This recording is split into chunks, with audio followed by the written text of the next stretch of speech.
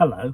We drove our Tesla Model 3 2,000 miles in 2 weeks in December during the very cold snap from Cornwall to Scotland, John O'Groats, and then on to the Orkney Isles and the northern island of Sanday. The temperature got as low as -10 at one point, and it was nice to when it got over -degrees to 1 or 2 degrees centigrade. I always like to work out the numbers, and I'll tell you the real range was for the 2,000 mile trip and the total cost per mile. I'm not one of these people that wants to drive 500 miles in one go, claiming it only takes 3 minutes to fill the car up with diesel. UK motorway speeds often mean only doing 50 miles an hour for long stretches, and I find after 2 hours driving 100 miles I'm ready to stop, and often have 30 to 40% remaining battery life. I stop at the motorway services supercharger not because I need to charge, but because I need to stretch my legs, go to the loos, get a coffee or something to eat. The cruise control and autopilot is a big help, and it stops my legs getting stiff in one position. That's a big improvement, but even so I don't fancy driving too long and need a break, as I think a lot of people do. On the way we stopped at Michaelwood, Keele, Gretna Green, Abington, Perth, Inverness at the Tesla supercharger, and returning at John O'Groats, Gridserve, Inverness, Perth, Abingdon, T-Bay, Trentham and Bristol services superchargers.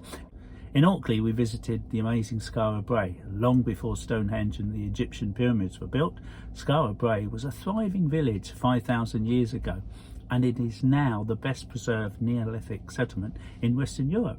It was first uncovered by a storm in 1850, and Skara Brae remains a place of discovery today.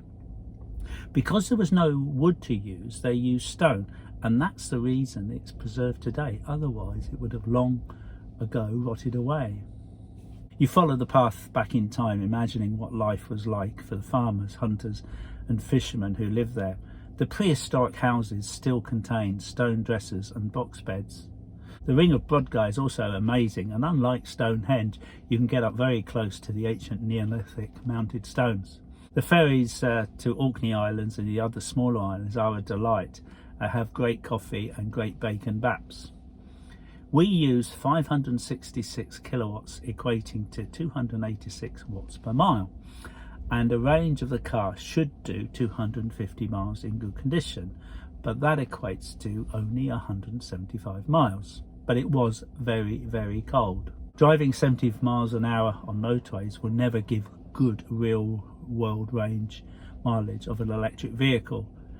My average since owning the car in the 15 months is, and driven 11,750 miles, is 238 watts per mile, with a real world range of 210 miles, a bit better than our trip to Scotland in the cold. We've done the same trip in May in Orkney in much warmer conditions, and before I left I did wonder if the -1-2 degrees temperatures in Cornwall was going to be an issue, but fortunately there are enough Tesla superchargers between here and the top of Scotland, although the last one is in Inverness, about 120 miles from the ferry at Gills Bay to Orkney. At John O'Groats there is a Gridserve public charger which is contactless payment. It's hard to find, and the best way to describe it is that you have to drive through a no entry sign after having turned left just before the main area of John O'Groats. It's okay to go through this no entry sign, we were told, and we did, and it's very, very quiet there, but it's the only way to access the Gridserve. Bit odd, about time they took the signs down, I think. As always, with trips to Scotland, I always recommend people get a Charge Place Scotland card. They represent about 90% of chargers there. They're excellent. Depending on the speed, they're between 30 and 40p a kilowatt hour, which is not much more than people pay at home. It's great to see sensible pricing at public charges from Charge Place Scotland for people that can't charge at home, and people on the move that they're very sensible prices. The 2,000 mile journey, or 1,978 miles to be exact, cost in supercharging, mostly Tesla, was £237. I gave the Airbnb host £17 for charging at the cottage. Also, I did charge quickly at Charge Place Scotland for £3. So £260 divided by 1,978 is 13p a mile. Now the same distance had I charged at home would have cost well under 10p a mile, and some people charging at home can charge as little as 3p a mile if they have the discounted nightly rate.